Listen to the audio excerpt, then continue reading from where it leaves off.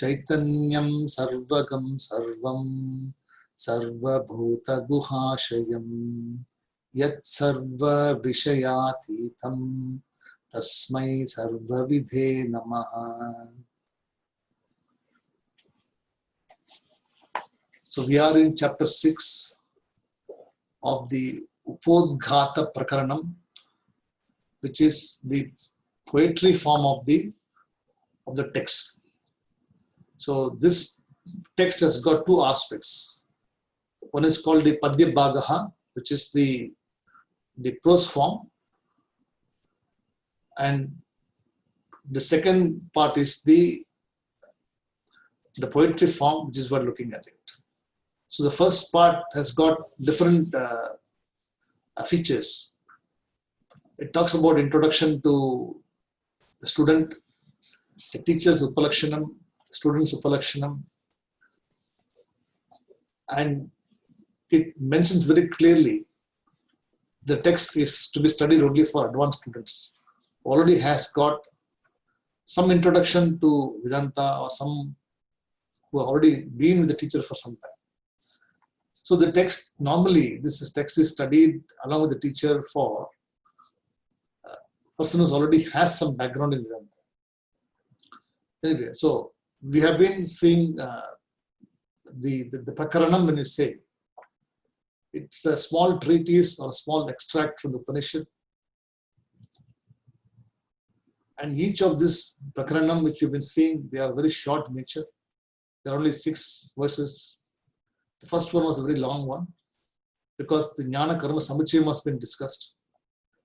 How the Purva Pakshas were promoting that the karma was the only way of attaining Jnana. Then later on, when Acharya said that no, karma need not be required for Jnanam. Jnanam is a separate, in Jnanam, karma also can be resolved. Then they again proposed saying that karma and Jnanam can coexist for a long time. That means one can keep doing karma and one can keep doing Jnanam also, and both can coexist for a long time, which the Acharya also negated. So the first section which you saw was the negation of the karma jnana samuchaya. After that, we have been seeing different aspects of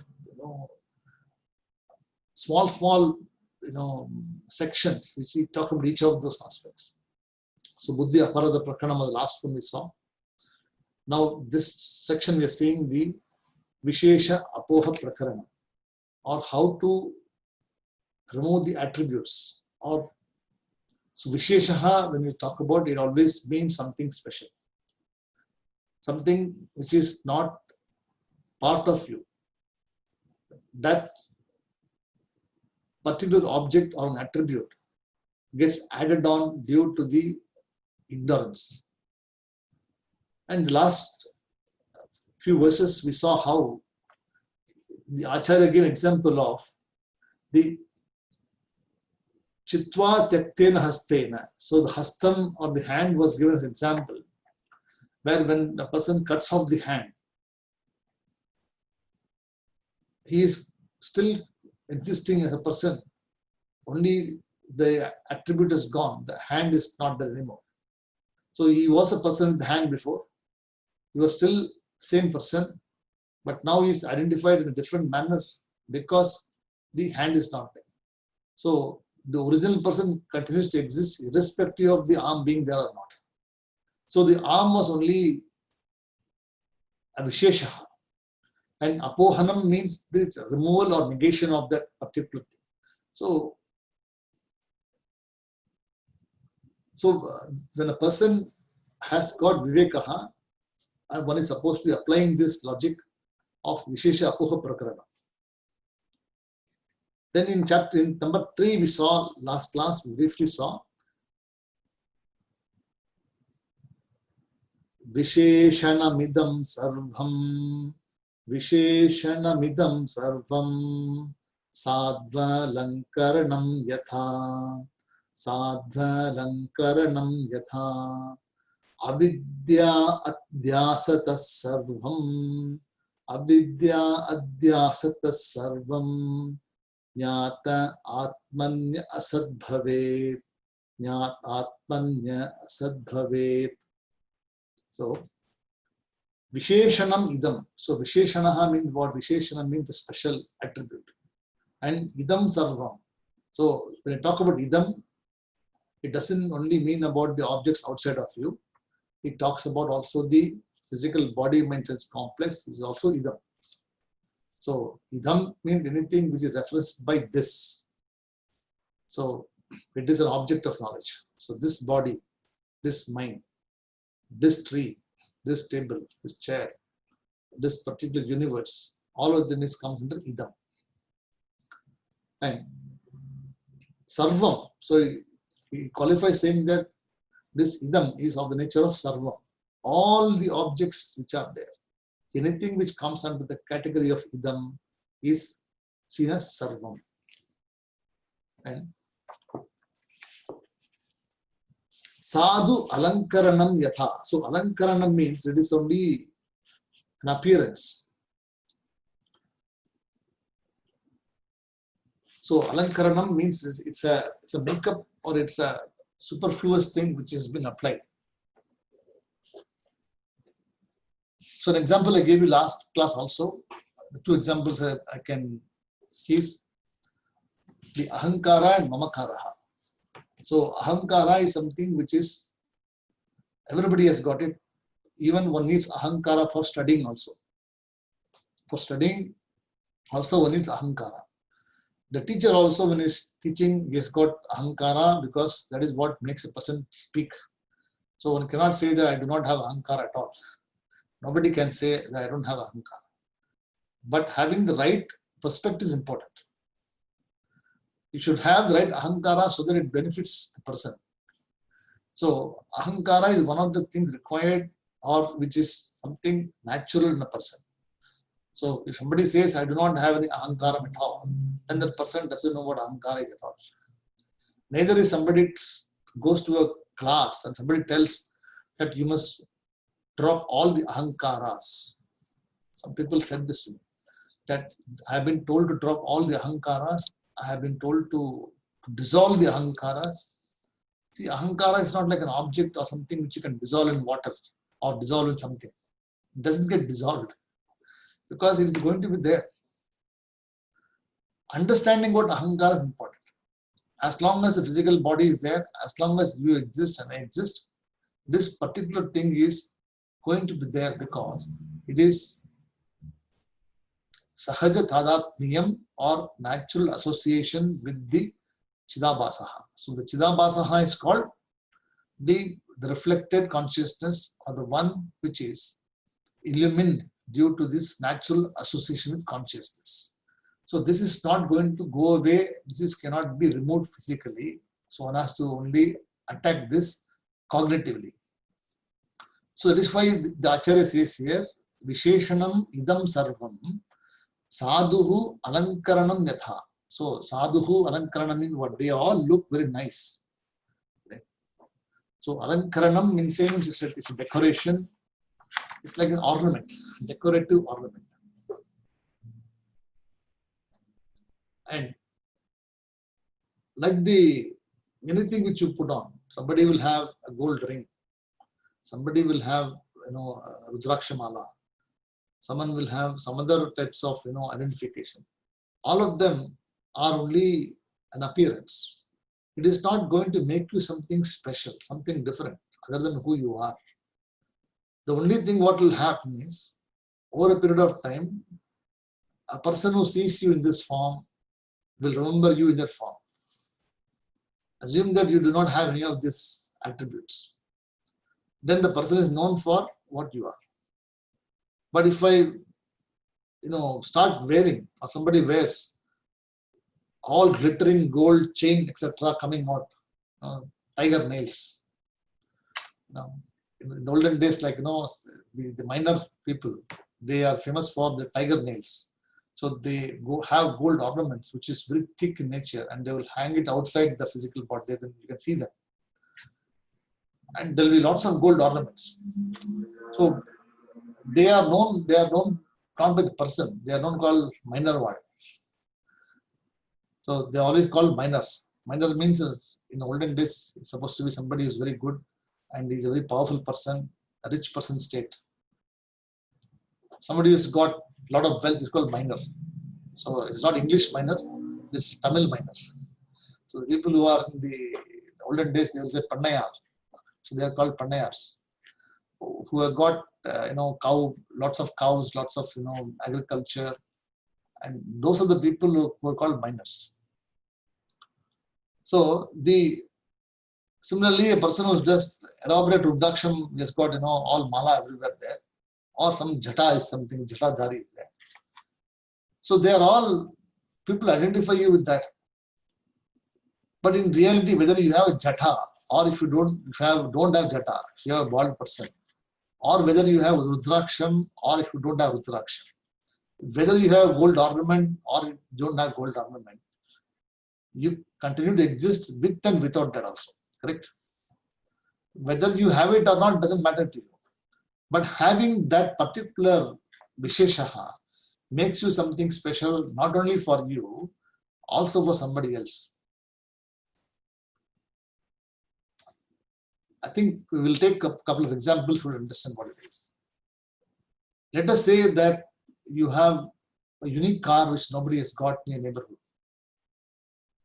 You have bought maybe a very latest model car which nobody has got. And the neighborhood probably has only one, you are the only person who has such a kind of car. So previously, when you don't have car, you are known as so and so person, and they know you as an ordinary person, without any special qualification. So they will call you by name, or they will know this person, I know him very well. He's living in this street, in this house, etc. Then they know you. But once you buy an expensive car, and you see, for you it is not a problem. Assuming that you don't have a problem. So there are two situations. Number one is that when you buy a car, if you do not become the car itself, correct? Aham karaha means aham karaha means not aham karaha. So you don't become the car, then the ahankara is right for you. But if you think that you yourself are the car, then it is a problem, because it is something which you cannot correct. See, when the person himself thinks he is a car, or I am the holder of this particular car, a particular unique brand of car, then you cannot stop other people also from comparing you like this. So what they will say, oh, look at this guy. Oh, you're talking about that person who's got that car like this. So over a period of time, they'll forget your name and they will only remember you by the particular name of the car. So you become that car for you, also for the person. So your ahankara now extends to mamakaraha. So all the people, so mamakaraha means what is my car, and all cars, everybody, I am the unique person here. So extension of the same thing. The same way, this attribute which you're talking about is Visheshanam, is something which is unique, which is something which was not there before. And tomorrow, if you do not have this particular car, you are not going to be different anyway. You still continue to exist as the same person. So understanding this is important. That's what it says here. Sadhu alankaranam yatha. So just as the decorative ornaments, they are good for some time only and for beautification. And this is incidental and doesn't, stay for long. Just as a film star or somebody who's looks very attractive on the screen, because there's a lot of effort going on to make the person very beautiful. But the person inside, and he can do different types of makeups. One can be like a poor, beggar. It can be a king. It could be some different types, like a villain. All of them are possible for that person. So by applying a makeup, you do not become that person, correct? Like example I told you also before, that if a great actor Salman Khan or somebody, he gets a role for a beggar in a film, he gets maybe 25 crores in rupees for acting like a beggar. So even though other people can become beggar by paying him, he becomes rich. So he's prepared to act like a beggar to earn their money. And we all love him, we all go and see him. I mean, not me. There are people out there who are dedicated to seeing this film, first day, first show. So they go and see him and then they say, oh wow, such a great actor. And they love the person for the acting, etc. But the person who's acting in the film itself, for him it's only a role. He doesn't start to believe himself as a beggar. So when he goes back to his house after the film is over, or when that particular shot is over, he doesn't live like a beggar in his own house. He still lives like a king in his house, or the way he was before. So what he has done, he has removed a shirt called beggar, or a particular attire called beggar, and he has gone back to his old self, and he doesn't really bother. But there are people who are saying, look at that person who was acting like a beggar. I think I like your role as a beggar. So you are very good. So all the attributes get associated to the person. So this is why, in the same way, we also, when we transact in the life, day-to-day life, we become associated with the title. So sometimes become father, sometimes become mother, sometimes become friend, brother, relative, etc. All of them are titles. They come and go. They are only for a short period of time. They are not going to be there forever. That's what it says here. Sadhu alankaranam yatha. Then, once you know that you are the Atma, Atmani. So once you know Jnate, Atmani Jnate. So once you know that you are the Atma, then everything else becomes Asad. So Asad means all this become Mithya. Then you do not consider them as truth. See, Mithyatvam, when you say, it is experienceable because the experiencer is there. Without the experiencer being there, there is something called experienceable or experience. So when the person takes ownership of one's own as experiencer, as a truth of one's own true nature, then Atmani Sarva Jnataha means what? Jnate means the person knows. Right? And how does he know? Atmani, one's own self. He knows that I am this Atma, the consciousness. Then in the wake of that knowledge rising, Atmani Asad Bhave. So all of them which is outside of you, idam becomes Asad for you. So Asat means not a truth. Sat means truth. So the physical body becomes the Asat. All the objects which are outside become Asat. All the Visheshanam, all the attributes which are there also becomes the Asat because they are not part of you. So you shed those qualities. Another example could be that, today you're, having a blue shirt, you come to the class with blue shirt. Tomorrow you'll come with a red shirt to class. So between the two, what has changed? Only the shirt has changed. The color of the shirt has changed, but you as a person hasn't changed.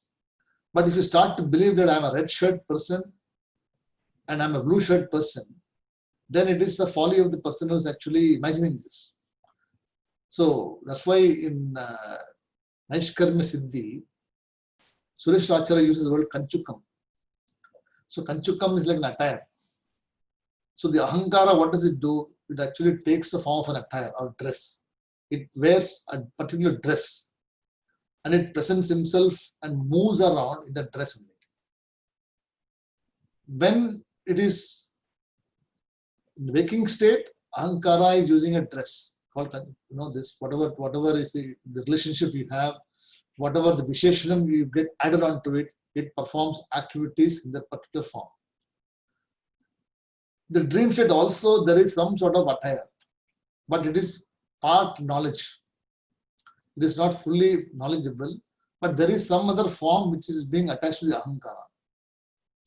So, imagining things or experiencing things which is not possible during practical. So there also the Ahankara is there in a different attire. So what you are actually waking state may not be the same thing in dream state. You cannot say that I'll continue to wear the same dress and imagine something to be in dream different. In dream, you could be more glamorous. You could be more flamboyant. All these things are possible. Because in dream, anything can be possible. It is one's own imagination, one's own private world. And nobody else has got privy to that. And neither you can experience, neither you can convince somebody also in dream. See, the dream is something private to a person. What dream you have, I cannot have. And even if I have the same, it will be different in intensity, it will be different in quality, it will be different in quantity, it will be different in location, everything will be different. If at all it happens. Because it is something unique to the person's antakaranam, it is unique to the person's, vrittis which are there. So again, you see, these are all different. They are all varied. They are visheshanam. So the author says here, avidya adhyasataha. So due to avidya, this or ignorance, adhyasataha means what? The superimposition. So adhyasaha gets superimposed on the I, which is free from everything. So the I starts to now get a new name. I am car, I am rich, I am tall, I am short. All of them are attributed to this I. And this ahankara goes around in this dress and does the activities. But in deep sleep state, when you go to deep sleep, this ahankara is no longer there.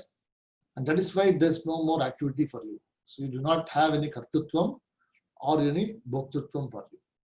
Whereas in the waking state and in dream state, you still have kartutva, you have bhoktutva. Because in dream also you can feel very sad. You can feel very sweaty. You can feel afraid. You can palpitate. So many things are possible, right? Because your dream is still, there is still, some parts of the brain active, function still. But in deep sleep state, all of this is resolved. So there is no ahankara, there is no mamakara also. Because the reflecting medium, the mind, is not even functioning anymore. So because the mind is completely not functional, and there is no more illumination coming there, it is as good as non-existent for you. You sleep very well. So that is what author says here. Visheshanamidam sarvam sadva lankaranam yatha avidya adhyasata sarvam jnate atmanya asadbhave. Okay. So avidya adhyasataha. So then we go to verse number 4.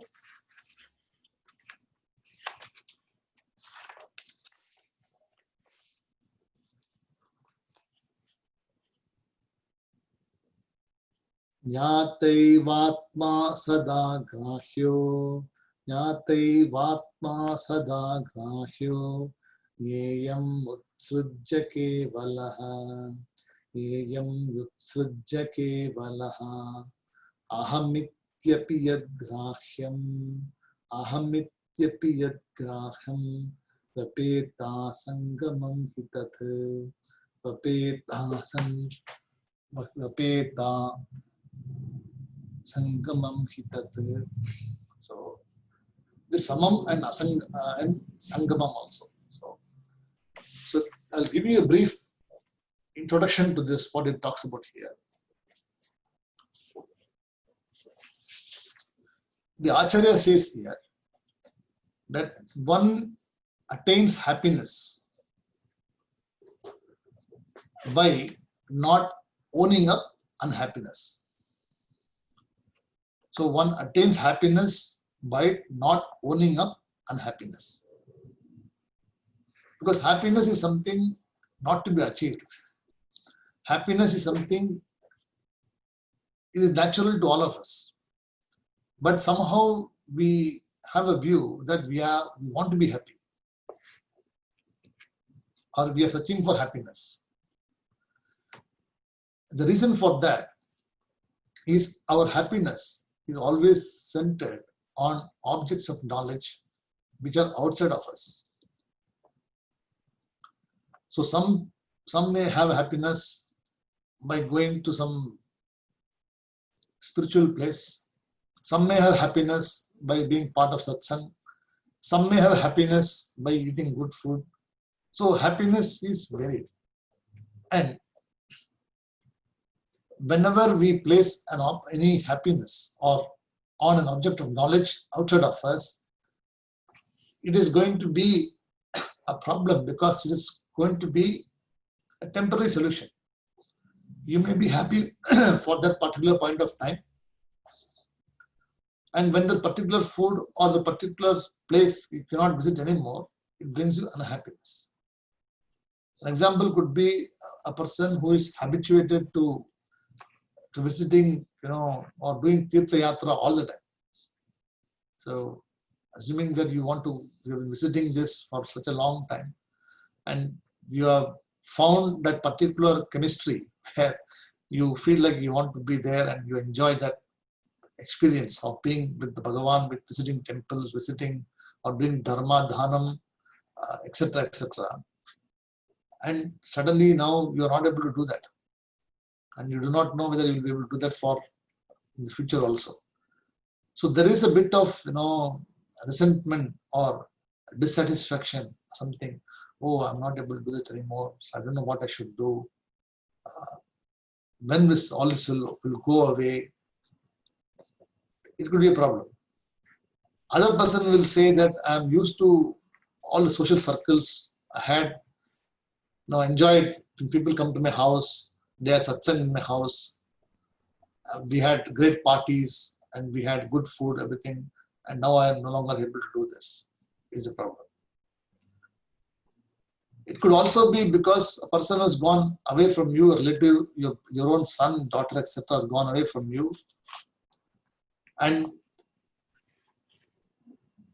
they are not able to join you anymore. It could be because due to various reasons. So if we place our happiness in all of these objects which are outside of us, it is going to be always a case of unhappiness. That's what it says here. One attains happiness by not owning up unhappiness. Because for getting happiness, you do not have to do any effort. No, I have to make all this effort to make happy. I'm trying to make so much things. I want to make people happy. I'm working very hard to make happy, being happy myself and making other people happy. In fact, you do not need to do anything. But just by owning up happiness, understanding what happiness is important. This is why Shastra study is important. So when you understand what happiness is, that you are the happiness. There is none other than that. So once you understand that particular truth, then it is easy. But we have a bad habit, because bad habits are what? Wherever we see unhappiness, we think it is us. So if the world is suffering, we think, oh, everybody is suffering. I'm also suffering. If I'm feeling sad, then you think, I'm the sad person. So when I say I am sad, there are two things in that, correct? I and then the sad. The sad belongs to which? It belongs to the Anatma, correct? The sad belongs to the Anatma and the I belongs to the Atma. But somehow due to this, avidya, and adhyasaha, the I gets associated with the sadness and then you become sad. So the author wants to clarify that all of the Panchakoshas, the immediate Panchakoshas, like the Annamaya Koshaha, Pranamaya Koshaha, Manomaya Koshaha, Vijnanamaya Koshaha, Anandamaya Koshaha, all the 5 layers of personality has to be negative. So one has to understand what Annamaya Kosha is, number one. After that, one has to negate that particular thing. So whether I am short, whether I am tall, whether I am dull, weak, or I don't have memory, all of them is not part of the true nature. Because Atma doesn't have a feeling called short. It doesn't have something called tall. The tallness is associated with the person. Tallness may come and go, but you as a person will continue to exist irrespective of all these attributes. That's why here he introduces two things called Jnata and Jneyam. Jnata and Jneyam. We'll go to the verse later on. I just want to give you a bird's eye, a quick synopsis of what it is, so that you understand the verse easily. So, Jnata and Jneyam. That means the knower and the known. So there are two types of knowers being talked about here. The first knower is called the Ahankaraha, or the first knower is called Ahankaraha. So it is also a knower. Also called the relative I. The I associated with the limited view of one's own self is called Ahankaraha. So whenever the thought rises in a person, which is attributed or attached to an object of knowledge, it is the first type of knower. It is something which you cannot avoid, it is part of that. So one can never say that I will never connect myself with the object of knowledge. I can never see, I can never experience, I can never touch. You cannot avoid any of them. Because can you say that I will not see? If you open your eyes, you have to see. How long you will keep on. See, even Mahabharata also, when Gandhari was actually blindfolding herself, she was not seeing men physically, but she could see everything through her other sense organs. She could hear things. She knows that there was atyachar, there was actually all wrong things committed. So just by closing your eyes, it doesn't mean sun has set for the person. The sun is still very much there. So you cannot avoid all these things. Whether you can't say that I want to hear. It is, you can't shut your ears all the time. So all these are natural. So Ahankara is the first knower. Okay. Then the second knower is called the Atma, or the consciousness. So seer number 1, seer number 2. Hope you recollect Drigdashivekaha.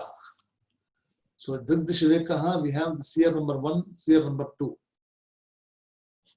So seer number 1 is the one which is the first seer, which is here, talks about the Ahankara along with the attributes, all of them.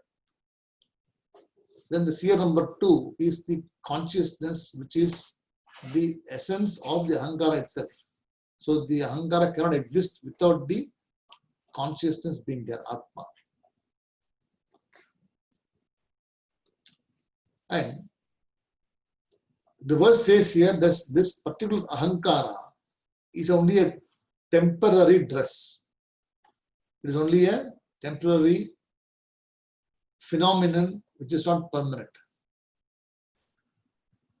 It comes and goes. So one may have a very Ahankara about something today, or maybe a few weeks, but that can easily get changed to something else after some time.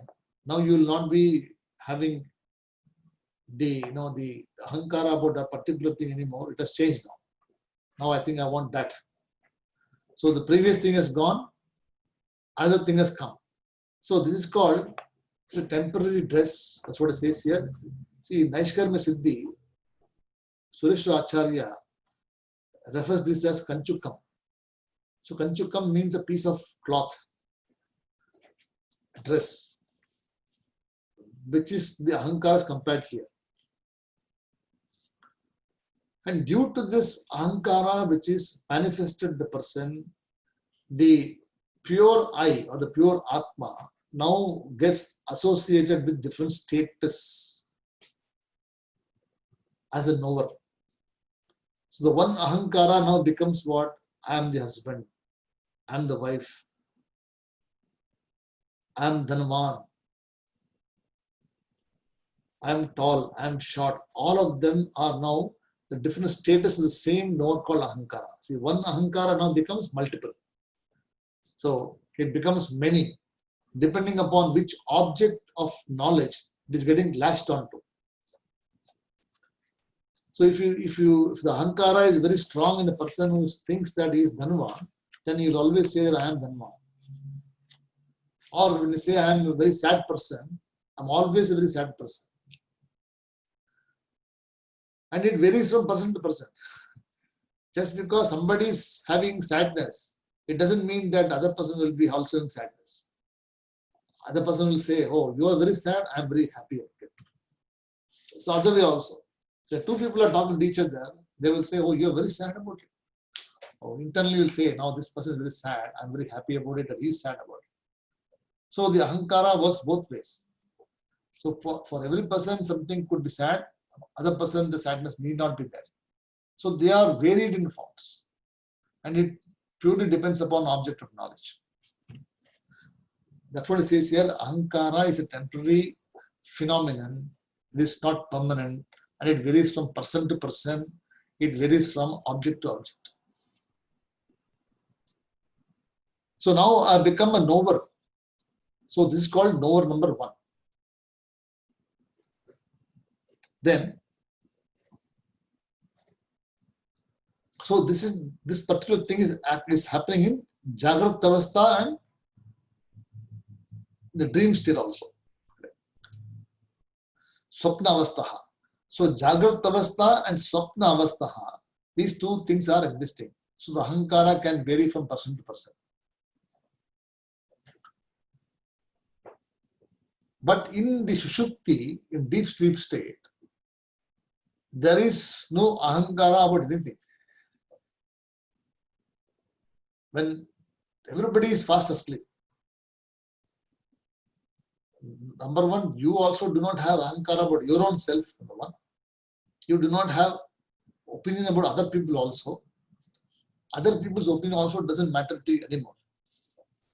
Where somebody says something about you, you don't really know because you are not there absolutely.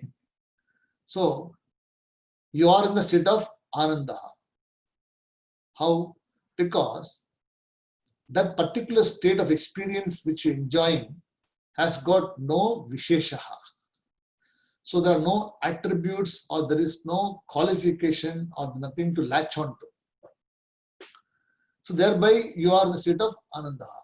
Now for experiencing Ananda, you cannot say that I want to go to deep sleep state. So you should not take it other way saying, see, I want to experience Ananda now, so let me go for deep sleep state. So you cannot just doze off and say that I am experiencing Ananda.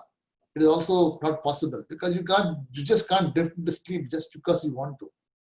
See, it's a different thing that after food, 2 o'clock, something is possible that you could naturally drift into sleep. But even when you're sleeping at that time also, you are aware about what is happening there. But there is a particular time when all these things are also not available. So what Acharya is saying here is that understand that what you experience in that state is something which you cannot quantify. There is no Ahankara, there is no Mamakara also there. And there is complete Ananda. So this Ananda also can be available for you during the waking state also, provided you understand that these are just like the objects which are there, not there in deep sleep state, the same way is also not there. But due to the bad habit which we have got, we are not able to see this. No, how it is possible, sir? How? I don't know how we can do this. I am seeing a tree and you say the tree is not there. You are asking me to resolve the tree. What it means is that the tree is there. First of all, you see the tree. Nobody is saying that there's no tree. Nobody wants you to say that there's no tree. What it says here is that, yes, there is a tree. I see that. But the tree itself is not me. That tree is not me, and I am outside the tree. Thereby, I become the witness to the tree. The tree cannot come and tell me who I am, but I can tell that this is a tree. So the Mityatvam of the tree is established by the experiencer or the knower present in you. And thereby you are able to say that this tree is something which is not permanent. I have to be there first of all to be existent, for the tree to be existent. If I am not there at all, supposing I go to deep sleep state, this tree in front of me has got no meaning. It has got no appearance. It is not existing. So this is what the person Acharya wants us to say, that you cannot do this physically. You have to only do this cognitively. Just as when you go and see, you go to the beach and see the ocean and the waves, etc., you cannot say to somebody that there is only water.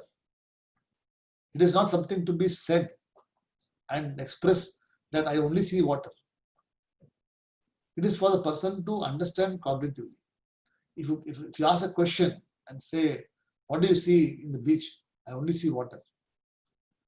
Then the other person will say, what? Oh, this person, something wrong with this person. How can you say see water only? So you'll have to see, yes, I see the waves, very nice waves. I see the ocean, blue in color. So you talk to the person, he will be related to you also. But you do not need to explain to him what else you see other than that. Because you already know, mentally you know, that you resolve the waves and the ocean in the water itself. So without the water being there, the waves do not have existence, and then the ocean also doesn't have existence of its own. So it is only purely cognitive. So what the author is trying to tell here is that because of the habit, the way we have been transacting with the world, it becomes very natural for us to connect to this in this particular way. So one has to make a habit, make a practice of removing this cognitively. Every object you see, understand what is Satyam or Satyam, Atma, Anatma. Does it belong to me or does it belong to this Idam? This is the pure my own self, Aham, or to the Idam. So Aham, Idam, Sarvam. So as long as it doesn't belong to my own self, I can discount it. I can just say that it is not me. So that is called apoha. That's what I've been saying this.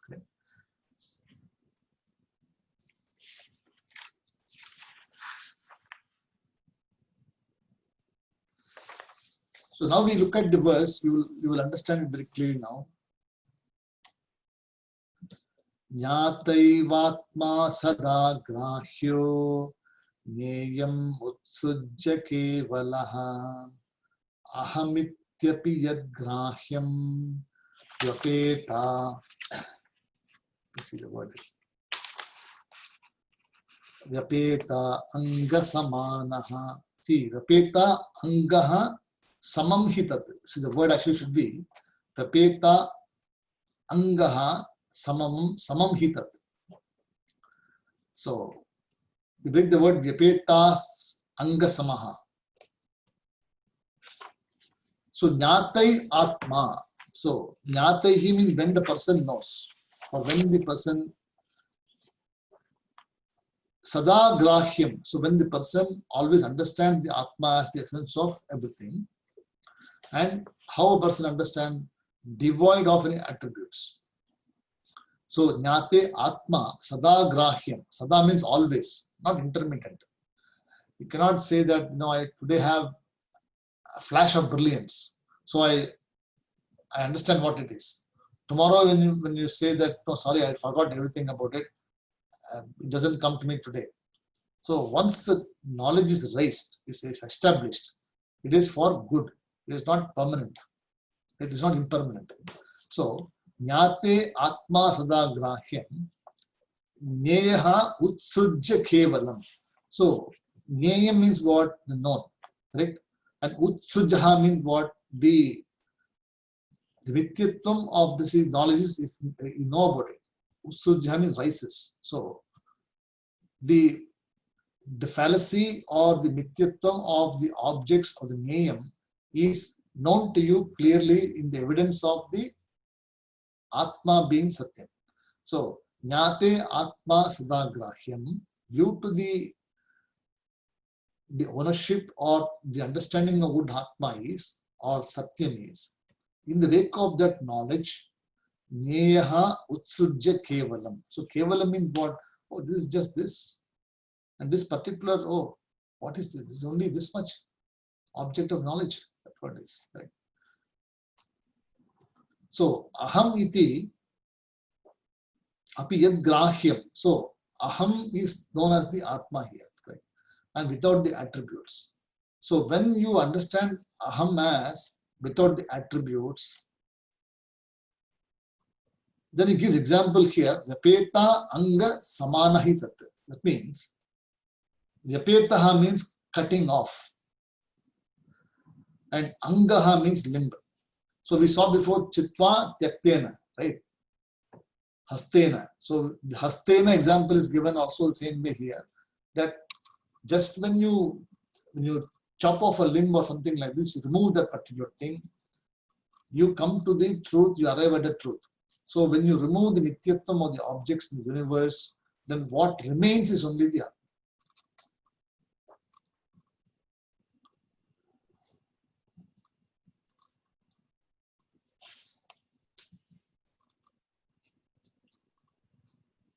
Is it clear to you?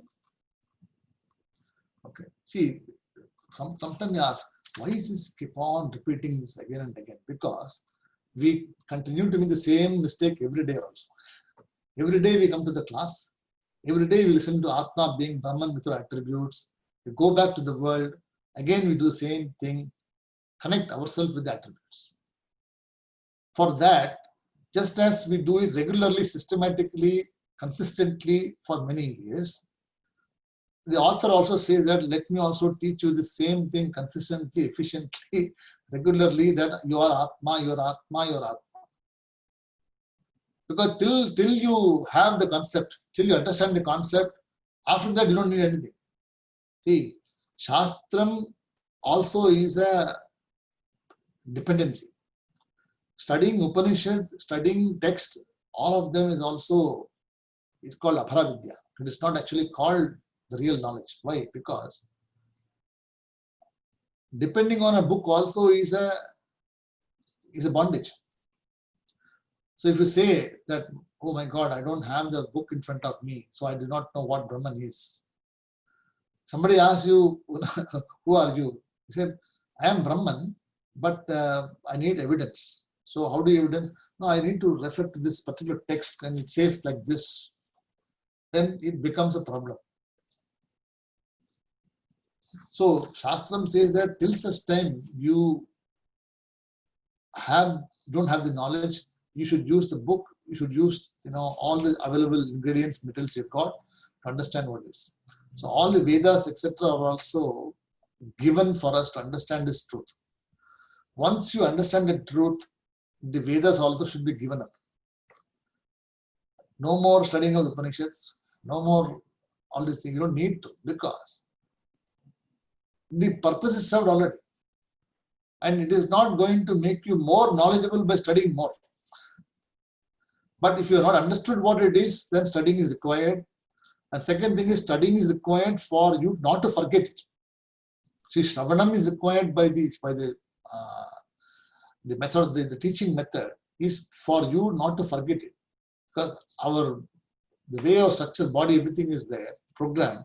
And if you cannot do anything, supposing you have studied all the Vedas, 10 Upanishads with me, supposing 12 years you studied properly, and you have understood all of them, and you say, now I'll take a break now for 5 years. No more study of Shastram, no more thing.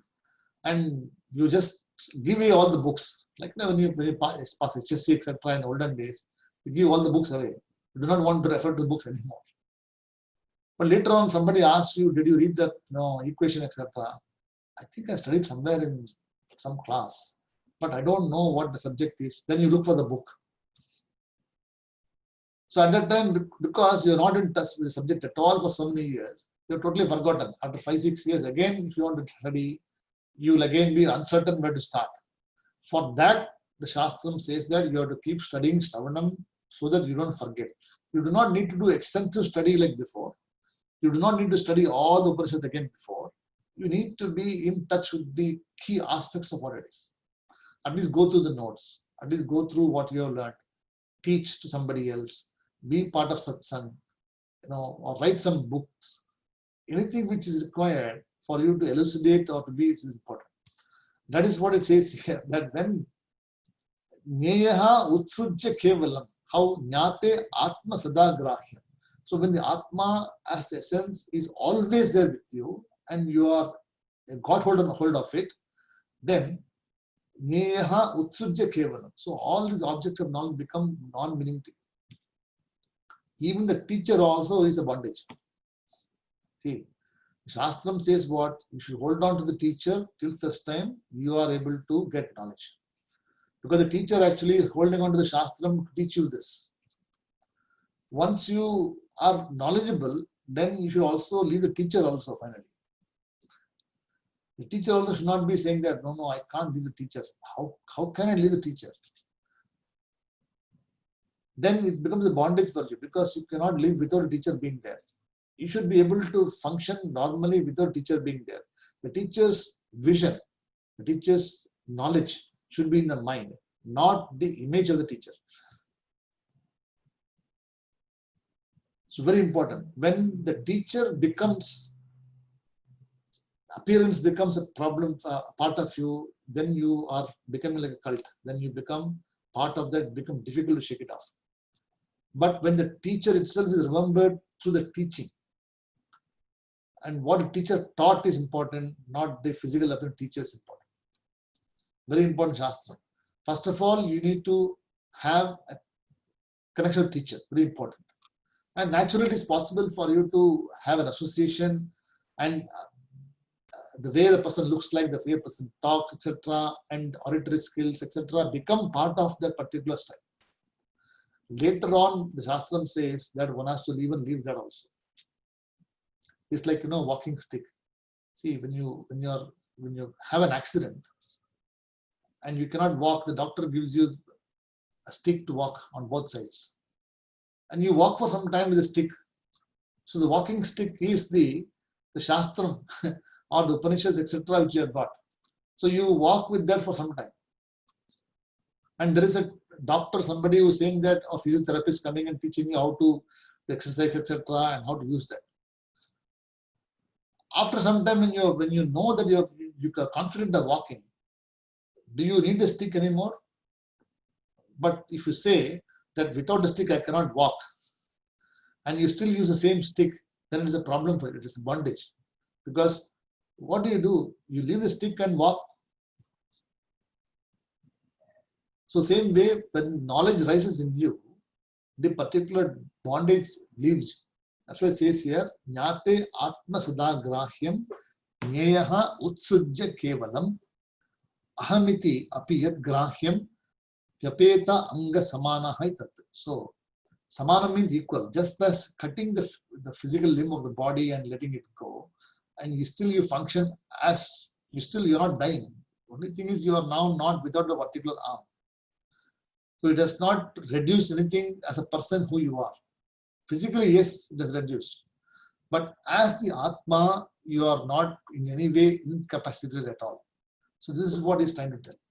That understanding the objects, the Mithyatvam has to be done cognitively. And in the wake of the knowledge which is rising, you will be able to remove these things easily. The author keeps on saying this again and again. Because all of them,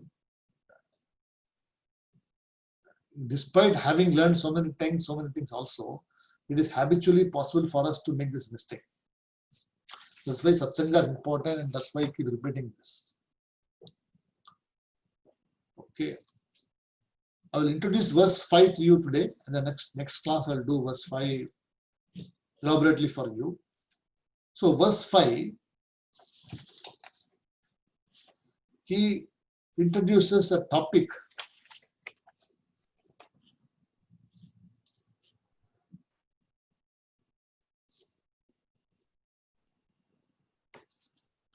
see Vishesha Prakshayaha. See, Yavan Asyadi Amshaha Yah Sa Swataha Anyo Visheshanam. Then Vishesha Prakshayo Yatra Siddho Chitra Guryatha. So here a story is being presented, or example is presented here. It is not different from the previous example, but different stories presented here. So here, the person's name is called Chitra Guha. See, Chitra Guryata is the last word. So, Chitra Guryata is an example given here called Chitra Guha. So, Chitra Guha is, Chitram means variety. Okay. Chitram means variety, and Guhu means the cow.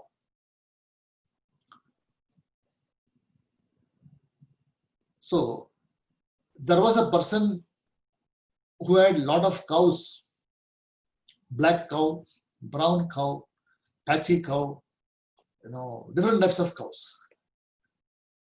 And he was previously known as Devadatta. So his name was Devadatta before he became a cow owner. So during the process of becoming from Devadatta, his name got changed to Chitra Guhu. So Chitra Guhu means what? Oh, this person, Devadatta name is forgotten. People don't know him anymore as Devadatta. So whenever you see the person, his name is, oh, he is the person who has got, he's a cow owner. He's the ranch owner. So people don't know him. After a period of time, they forget your name. Because they identify the person with the objects he's having. Same example I gave you about the Mamakaraha and Ahamkaraha. So Mamakaraha means what is my car. So when you start believing that you are the car and it is my car, then everybody thinks that, okay, you are this person with the car. Same here also, Chitra Guhu is example given here. For a person who's called Devadatta before, and this person, Devadatta, name disappeared, or people didn't know such a person existed. Now his name is changed to Chitra Guhu, because he is a person who owns the variety of cows, and his original name was lost. Now, this particular person, supposing he loses all his cows, supposing one day he decides to give all the cows, or he says, I don't want any of this, will he be called Chitra Guhu or Devadatta? Because people will no longer say, see, he was Chitra Guhu before, but now he is not Chitra Guhu anymore, he is only Devadatta. So he has gone back to the original title.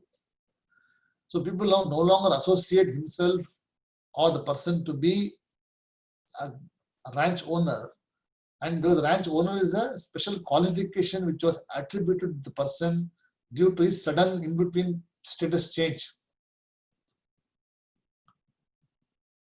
Correct. And then this is gone now. Same way, a person, who is, walking a dog every day, there's a exercise you have to do, because the dog, even if you don't want to walk, the dog will say, I want to walk.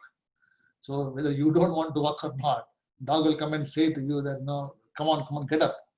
So you walk. So you take the dog for a walk, and then every day at a particular 2:30 time, you always go for a walk with the dog. So one neighbor sees, or a couple of neighbors sees this particular person walking in the street like this.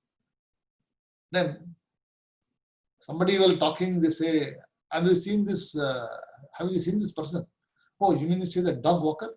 The person walking with the dog? So he doesn't know the name, even though he would know the name also. He say, yeah, I know that person. He always walks with the tall dog, and he's walking behind. He's a dog walker. So he gets a name called dog walker now. He was a person just like that. The dog, because it wanted to walk now, and you are forced to walk with the dog now, so you got a new title called dog walker. Tomorrow, if you do not have the dog at all, you lose a title called dog walker. You do not have a title called dog walker anymore. There is an ordinary person. People will no longer say to you that is a dog walker because you don't have this dog anymore. So the dog came into your existence. The dog was no longer there. It has not changed anything for you, but for other people it has changed the appearance. And if you believe that I am a dog walker, then it's a problem. Or if you believe that no, I am such and such a person, is a problem. Just as a resident in a country by election becomes a president. A resident becomes a president by election. And he continues for 4 or 5 years as a president. After he loses the election next year, and after 4 years, he again becomes president. Because the pre is dropped and he no longer is only a resident. So even though a person may be a president also, he is still a resident. Right? So it's very important to know that these qualifications come and go. The qualifications are not important. And he illustrates the example of the previous topic, previous mantra, with an example called Chitra Guhu. Right? So which I will explain to you in the next class. You already know the context of it. So it will be easy for me to cover this. Have you got any questions in today's class? Difficult or easy? Getting there. It's not difficult. See, now I think you got used to this topic. Yes. And it is striking you again and again when you're in other modes. Correct. So, yes. The beauty of this is it actually gives you all these topics here. This particular text is actually for Mananam, Nididhyasana. Because Shravanam would have been already done. That's why we have a course called Advanced Vedanta. And in this, they teach this Sahasra topics. It's a 1-year intensive course. And so it's a 5-day course. 5 daily, 1.5 hours. So you can imagine that how it will be. Where you look at the Bhashyam, you look at all of them. So anyway, so we'll look at this next class and we'll see the subsequent verses. Okay. Om Purnamadav Purnamidham Purnat Purnamudachyate Purnasya Purnamadhaya Purnamevavasishyate Om Shanti Shanti Shanti Harihi Om Tatsate Sri Gurubhyo Namaha Harihi Om. Namaste. Namaste, Pranam. Thank you.